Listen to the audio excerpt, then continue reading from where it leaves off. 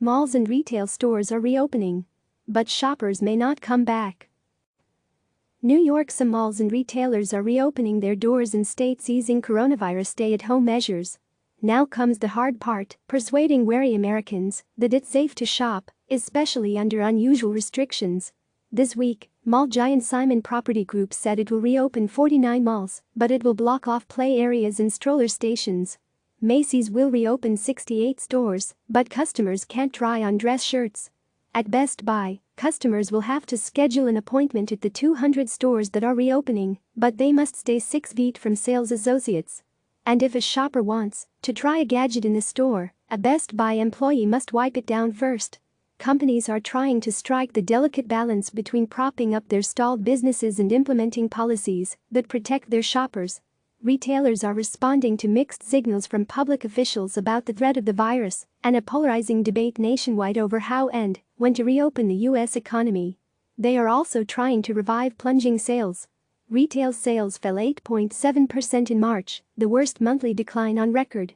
Each big chain is taking a different approach, and some national outlets like Nordstrom, JWN, and Gap, GPS, remain shut, signaling the deep divide among top retailers over how to emerge from the crisis.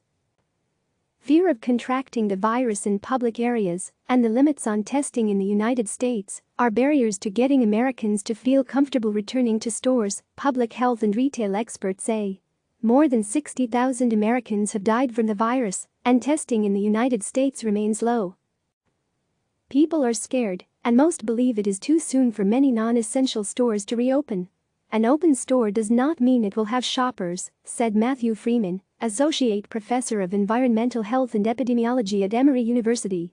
Cohen research surveys released last week found a general lack of confidence among consumers in returning to key business industries, including retail. Nearly 50% of shoppers plan to shop in stores for clothing after the coronavirus, but say they will avoid the dressing rooms, according to surveys by Jefferies. Joe Bell, spokesperson for mall owner Cafro, which on Wednesday reopened Governor's Square Mall in Clarksville, Tennessee, acknowledged that some customers will choose to stay away from the mall out of fears of contracting the virus. There is a segment of the population that has become quite frightened, he said. They are going to stay home and continue worrying about catching the virus. Malls will look drastically different despite uncertainty. Malls like Governor's Square and retailers are moving ahead with reopening. There is a lot of pent-up demand, Bell said of customers. People are going stir-crazy. One of the biggest developments this week came from Simon, SPG, the largest mall operator in this country. Its plan to reopen 49 malls and outlet centers across 10 states by May 4 may influence smaller property owners to reopen. Simon's malls will look dramatically different, however. It will provide CDC-approved masks and individual sanitizing white packets at no charge to shoppers who request them, and provide temperature checks using infrared thermometers. It will take its employees and contractors' temperatures, require them to wear masks and limit customers to one person per 50 square feet. There will be social distancing markers throughout the mall. Food court seating will be limited.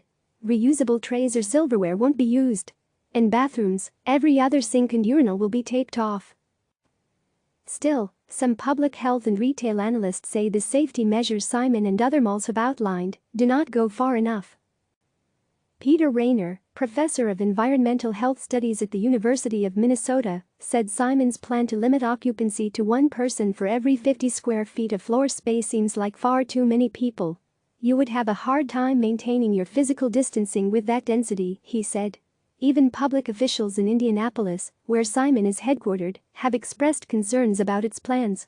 To open up a large retail establishment would just increase our numbers dramatically, put other citizens at risk considerably, and it may undo all the good work we have put in place related to our shelter-in-place and stay-at-home philosophy, Dr. Virginia Kane, director of the Marion County Public Health Department, told the Indianapolis Star. Shopping by appointment retailers moving ahead with reopenings are not entirely sure what to expect from shoppers. Retailers are preparing for new processes, consumer behaviors and legal requirements or restrictions where there was once no playbook, the National Retail Federation, an industry group, said in a letter to the Trump administration this week.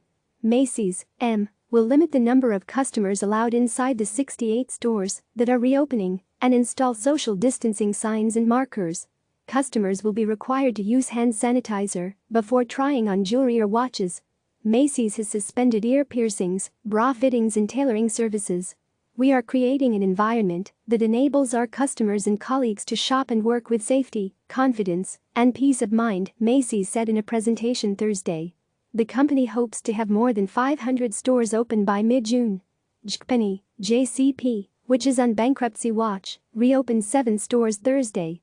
More than a dozen stores are open for curbside pickup as well.